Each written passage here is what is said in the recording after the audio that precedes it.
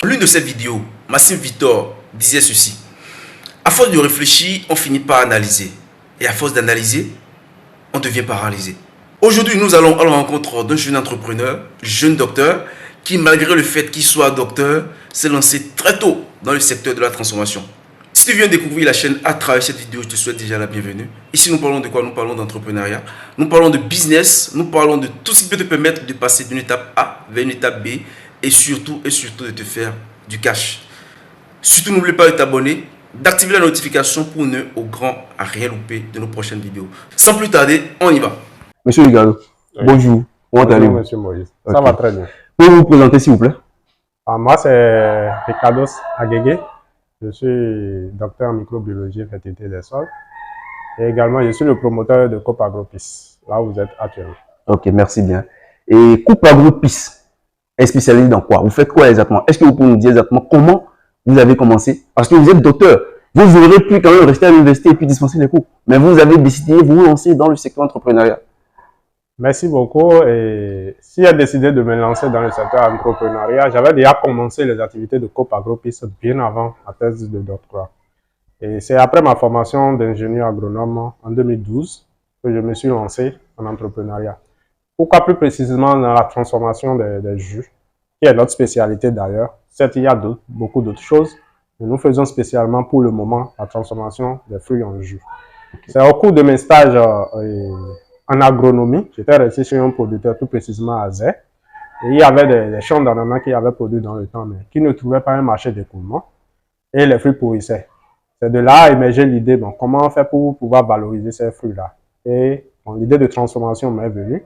Je me suis rapproché de la NPE en son temps, qui avait 2 programmes de formation, c'est-à-dire on vous forme en tant que, bon, c'est une forme d'incubation, on vous oriente pour être salarié, ou bien on vous oriente pour créer votre propre entreprise. Mais moi, j'ai choisi le volet entrepreneuriat. Et c'est de là qu'ils nous ont donné quelques notions d'entrepreneuriat. Et j'ai suivi une formation précisément sur la transformation artisanale des jus. C'est comme ça que je me suis lancé. Aujourd'hui, on est là où nous sommes. Ah ouais, ça se voit.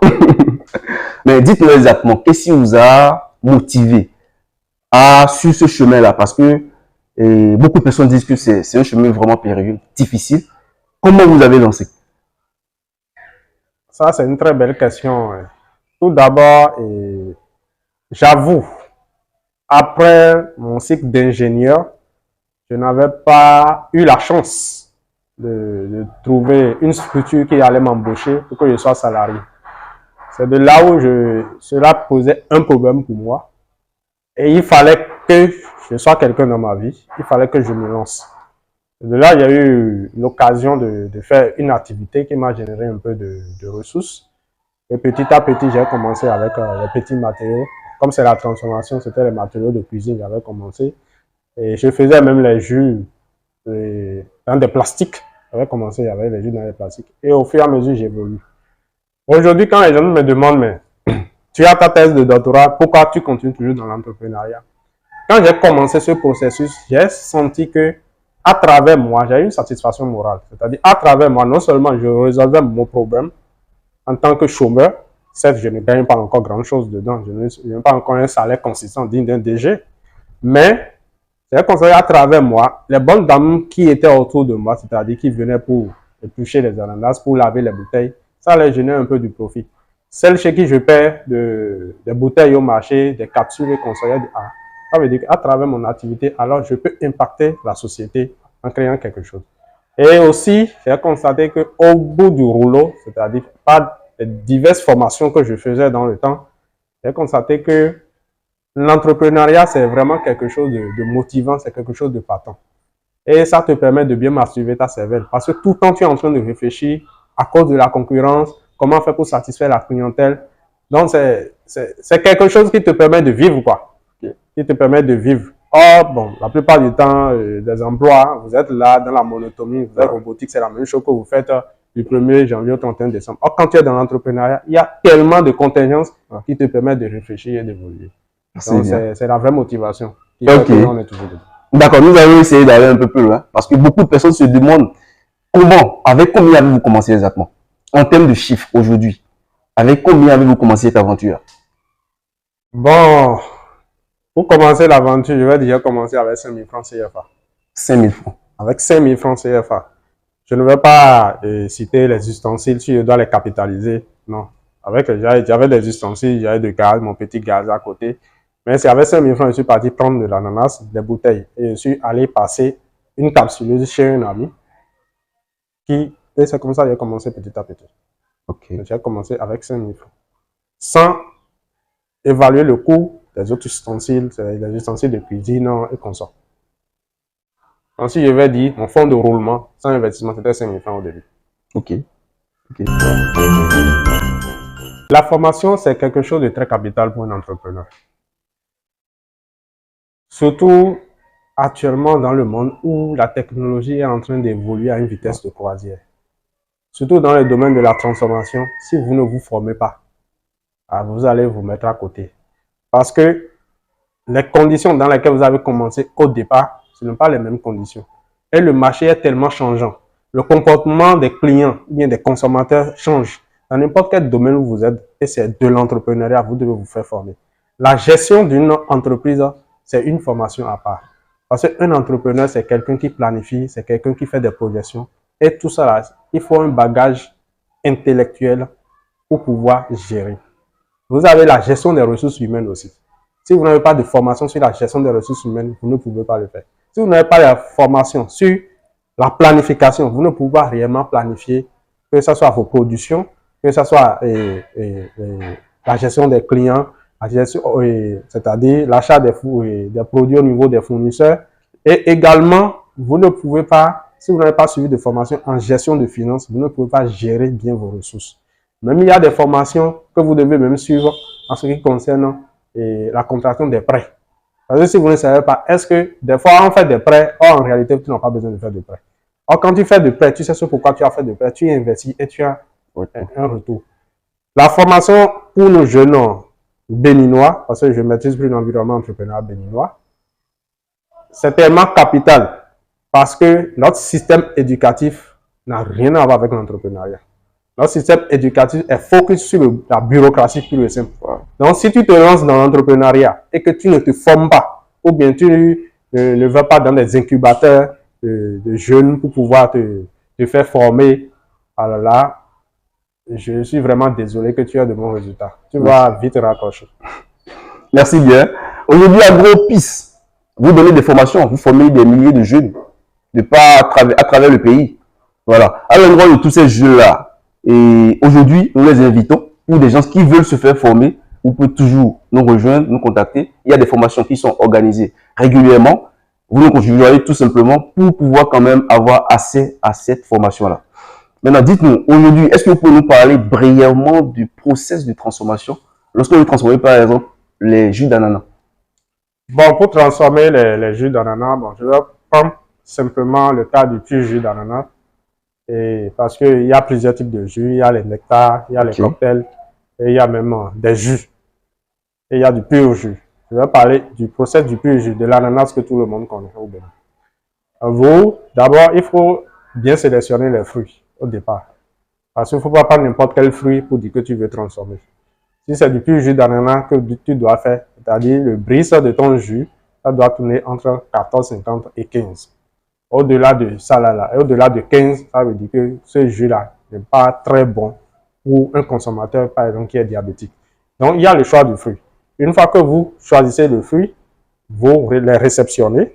Après réception, vous procédez au lavage. Au lavage, après avoir lavé, vous faites l'épluchage. Et après l'épluchage, vous faites l'extraction. De l'extraction, vous faites le filtrage. Après le filtrage, vous passez à une première cuisson qu'on appelle avec un cuiseur, bien sûr, à une température de entre 70 à 75 degrés pendant 5 à 10 minutes. Et après ça, vous faites la mise en bouteille. Après cette mise en bouteille, maintenant, vous passez maintenant à l'encapsulage, bien sûr. La mise en bouteille, ça prend en compte l'encapsulage. Maintenant, vous faites maintenant la pasteurisation. Et cette pasteurisation aussi, ça se fait à 70 à 75 degrés aussi pendant 15 à 10 minutes. Pendant 10 à 15 minutes environ. Et après cela, vous faites maintenant le choc thermique. Et après ce choc thermique, maintenant, vous laissez refroidir, vous faites l'étiquetage et vous faites le paquetage. Et maintenant, le produit De l'ananas, vous avez le produit bien emballé et vous pouvez mettre ça à la disposition des consommateurs. Et tout ceci, je le rappelle, doit se faire dans des conditions de respect des normes d'hygiène. Parce qu'on est dans l'agroalimentaire, donc l'hygiène est très capitale dans notre domaine. Merci. Je tiens à le rappeler. Merci beaucoup. Et moi, j'aimerais savoir, quels ont été vos véritables défis au début de cette entreprise que vous avez créée en tant qu'entrepreneur? Les défis sont énormes. Les défis sont énormes, surtout dans le contexte entrepreneurial du Bénin. Les défis sont énormes. Mais ce n'est pas parce que les défis sont énormes que vous n'allez pas avancer. On a été confronté d'abord, la première des choses, c'était, j'avais dit que j'avais commencé avec 5 000 francs, Oui. c'était l'accès aux ressources pour pouvoir acquérir des matériaux de qualité. Parce que tout ce que nous utilisons comme matériel, ce sont des inox. Ça doit être en inox. Donc voilà le premier défi. Et c'est des appareils ou bien des équipements qui coûtent un peu cher. Donc voilà le premier défi. Donc finance pour pouvoir payer ces matériels. Après ça, il y a l'installation, c'est-à-dire l'aménagement. Voilà encore un gros défi. Parce que un local pour un secteur agroalimentaire doit respecter certaines normes. Ouais. Après ça, maintenant, il y a la ressource humaine. Parce que si vous avez, quel que soit tout ce que vous avez le bâtiment, vous avez les équipements au point, mais si vous n'avez pas une ressource humaine qualifiée, compétente, engagée, vous ne pouvez pas atteindre vos objectifs. Et après ça, maintenant, il y a les concurrents. Il faut toutefois réfléchir, chaque fois réfléchir pour voir. Et également, il y a aussi le contexte politique et le contexte international, c'est-à-dire Corona était venu entre-temps et vraiment, ça avait coupé toutes les activités. Donc voilà tous ces genres de défis auxquels l'entrepreneur fait face. Mais on a pris les défis et bloc par bloc et les gérer. On n'a pas tout pris ensemble. Parce que si on prenait tout ensemble, on ne pouvait pas s'en sortir. Donc, j'avais commencé seul. Après, j'ai pris quelqu'un à mes côtés. Et j'ai commencé par des équipements que je n'avais pas. Je les louais pour pouvoir compenser ce besoin. Et après, quand j'avais les ressources qu'il faut, j'ai pris certains équipements. Les ressources humaines, par la suite, j'ai commencé par les augmenter parce que j'avais la capacité de le faire. Donc voilà un peu ce genre de stratégie que vous pouvez avoir pour contourner ce genre de défis. Et c'est d'ailleurs pour ça que je disais que c'est à travers des formations que vous avez ce genre de notions. Il y a l'autre défi propre au secteur de transformation au Bénin, c'est la certification de vos produits. Parce que pour aller au niveau des standards dans les supermarchés ou bien dans les hôtels UP ou bien pour faire l'exportation de vos produits, vous avez besoin de certaines certifications qui vraiment n'est pas facile à avoir. Également, il y a aussi la fiscalité. Vous êtes jeune entrepreneur, vous êtes déjà lancé dedans. Le jour où vous inscrivez, on vous a fait déclaration, l'impôt vous attend. Donc voilà tous ces genres de défis auxquels on fait face. Ok, merci bien. En fait, c'est pas pour faire peur aux jeunes entrepreneurs qui désirent se lancer, pas du tout. Mieux vous être informé et mieux s'apprêter quand même pour pouvoir mieux se lancer. Et dans votre intervention tout à l'heure, vous avez parlé du choix des collaborateurs. Oui. Parce que en fait, c'est une question qui me tient beaucoup à cœur. J'aimerais savoir comment vous, sur quelle base vous êtes resté pour choisir vos collaborateurs aujourd'hui, quand on sait que c'est vraiment difficile. Bon, le choix des collaborateurs, c'est très complexe. C'est très complexe parce que vous pouvez lancer des appels. Des fois, vous avez des gens qui ont des compétences avec le diplôme qu'il faut. Et ils ont même des compétences qu'il faut. Mais au bout du boulot, vous allez constater qu'il n'y a pas de motivation. Okay. Par contre, il y a d'autres personnes. Sur leur diplôme, leur CV, ça ne cadre pas du tout avec ce que vous voulez. C'est-à-dire, ils ont moins d'expérience. Mais ces gens-là vous donnent plus. Okay. Ce que vous attendez d'eux là, ils donnent plus par rapport aux compétences qu'ils avaient au départ. Donc, vraiment, le choix des collaborateurs, c'est quelque chose de très complexe. Seulement, on voit le juste milieu. Une chose est d'évaluer par rapport au diplôme, mais il y a aussi le plan comportemental de la personne qu'il faut voir. Je suppose que, par exemple, vous voulez faire un recrutement sur le CV, bon, c'est très bon, la personne a un bon parcours, tout ça là. Mais vous posez la question à la personne de savoir, est-ce que vous travaillez sous pression? Le gars te dit non, qu'il ne travaille pas sous pression. Donc celui-là, vous ne pouvez pas l'embaucher. Parce que, quelle que soit l'entreprise, il y a des marchés que vous avez et vraiment, vous vous enfermez. et vous travaillez 24 heures sur 24. Mais si le gars te dit qu'il ne travaille pas sous pression, par exemple, tu demandes un rapport, la personne dit qu'il ne travaille pas sous pression, ça veut dire que tu ne peux pas le recevoir. Ouais. Soit il y a d'autres collaborateurs qui disent, ah non, mon travail là, c'est du lundi de 8h à 18h. Si tu as un collaborateur comme ça qui est step comme ça, là, ça veut dire que c'est fini. Celui-là ne peut pas faire avancer ton entreprise. Ok. Donc, le choix, c'est un peu comme ça. Il y a des cabinets spécialisés dans ça. Ils ont eu cette formation. Des fois, bon, on se rapproche d'eux. Et également, bon, pour notre cas, il y a aussi le gouvernement bon, qui essaie de nous orienter aussi pour avoir des structures qui nous permettent de choisir les ressources humaines. Mais, une chose est de choisir la personne. Mais, vous, en tant que promoteur, vous, en tant que DG de votre structure, vous avez obligation et devoir de motiver votre troupe à travers le leadership. Parce que même si quelqu'un n'est pas motivé, c'est à vous d'amener la personne à être motivée. C'est à vous de trouver les moyens, des stratégies pour amener la personne à être motivée. Donc, ça revient aussi à vous, chefs d'entreprise, de voir quelles sont les astuces que vous allez utiliser pour motiver votre troupe. D'où la formation en leadership. C'est ça qui est très capital pour nos chefs d'entreprise. La formation en leadership. Oui, la formation en leadership. Parce que la plupart d'entre nous, du fait que je suis DG, c'est fini quoi. Je prends les autres comme mes subalternes, je peux les lancer des noms. Entrepreneuriat, c'est comme si tu fais ça, le gars va te laisser partir. Or, toi seul, tu ne peux jamais rien faire dans ton entreprise. Donc, voilà ce que je te dis par rapport à ça. Merci beaucoup. Une dernière préoccupation. Et à l'endroit de tous ces jeunes qui attendent l'État, qui attendent d'avoir des millions avant de se lancer, quel conseil vous avez à leur donner? Si aujourd'hui, dans le contexte actuel de notre pays, vous attendez l'État pour vous lancer, la belle preuve, je vous ai dit que je suis docteur. Mais je ne suis pas encore recruté à l'université. Je pouvais dire, ah non, du fait que je suis docteur, je ne peux pas me lancer dans l'entrepreneuriat. Si vous attendez l'État à vous lancer, c'est une erreur. Et si vous attendez aussi de gros financements pour vous lancer, c'est une erreur. C'est quand vous travaillez et que vous faites votre preuve et que vous montrez aux gens que de rien, vous avez pu faire ça, que les gens courent vers vous. Okay. Mais si vous êtes là, vous ne faites rien et vous attendez le gros, il y a une ressource financière, une grosse somme pour pouvoir commencer, ça veut dire que vous n'allez pas loin. La belle preuve, ceux qui ont des ressources, de grosses ressources pour commencer, ils ont toujours échoué. Donc, les meilleures entreprises de par le monde qui ont vraiment duré, ils ont pris pas un rien du tout. Il y a DHL. C'est ça. Ils ont commencé où? Si je prends l'exemple de Mark Zuckerberg, Alino Dangote. Ouais. Donc, c'est des gens qui ont commencé. Et l'entrepreneuriat, c'est un processus. Ce n'est pas une finalité. Donc, au fur et à mesure que vous évoluez, il y a d'autres challenges qui se présentent devant vous. Et aussi, j'ai constaté quelque chose chez nous, les jeunes entrepreneurs d'aujourd'hui. On veut tout faire à la fois. Il faut se spécialiser. C'est après s'être spécialisé, et tu sais que dans le domaine dans lequel tu es, tu as déjà fait ce qu'il faut pour te faire connaître. C'est en ce moment maintenant, tu peux investir dans d'autres activités. Parce qu'un seul domaine, une seule activité, ce n'est pas facile.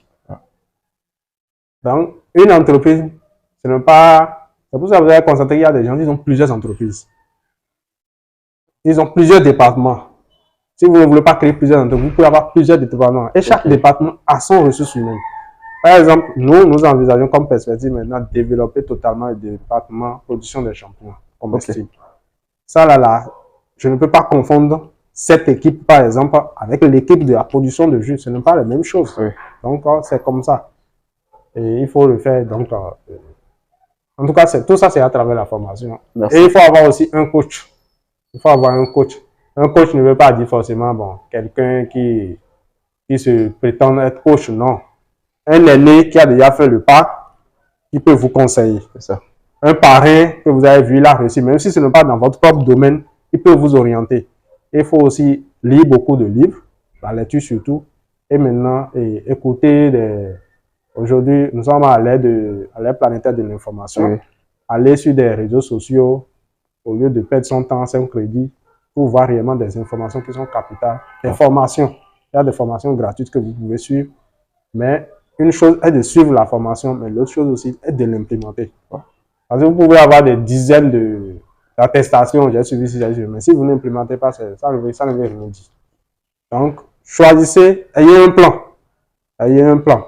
Par exemple, cette année, par exemple, Copagro a un plan stratégique. Et c'est en fonction de ce plan stratégique que nous fonctionnons. Ok.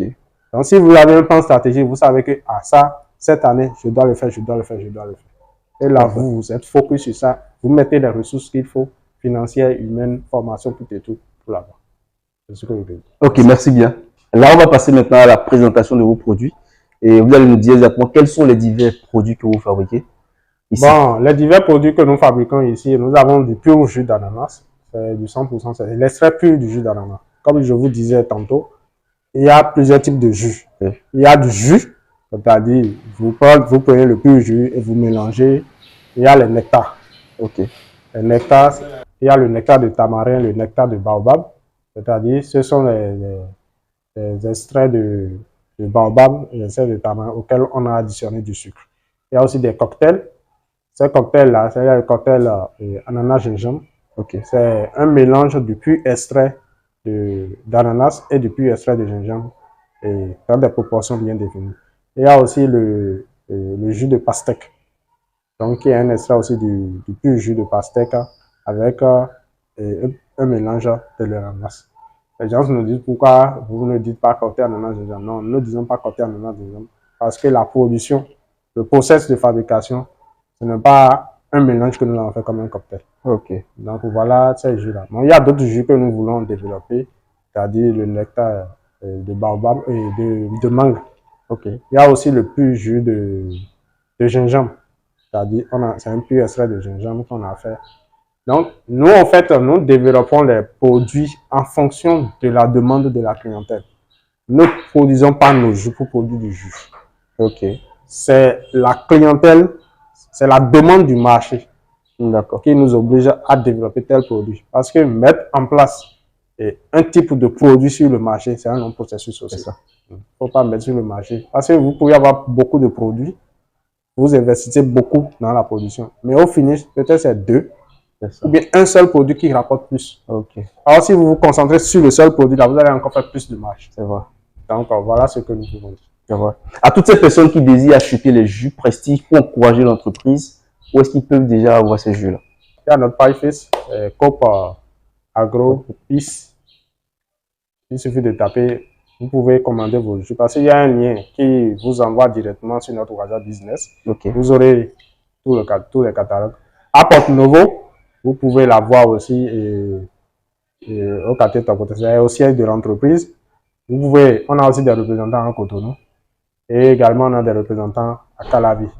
Actuellement, nous sommes en train de nouer des partenariats avec certains supermarchés. À Copé, Central Copé par exemple. Okay. Vous pouvez avoir ça.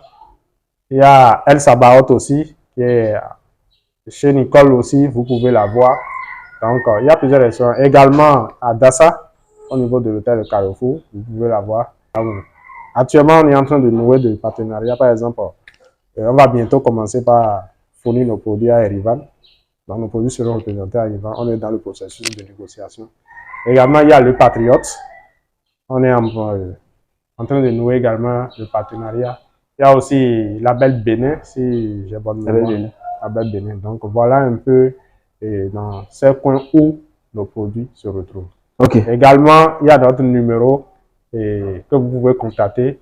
C'est notre WhatsApp Business, c'est le 67 56 26 28. 67 56 26 28.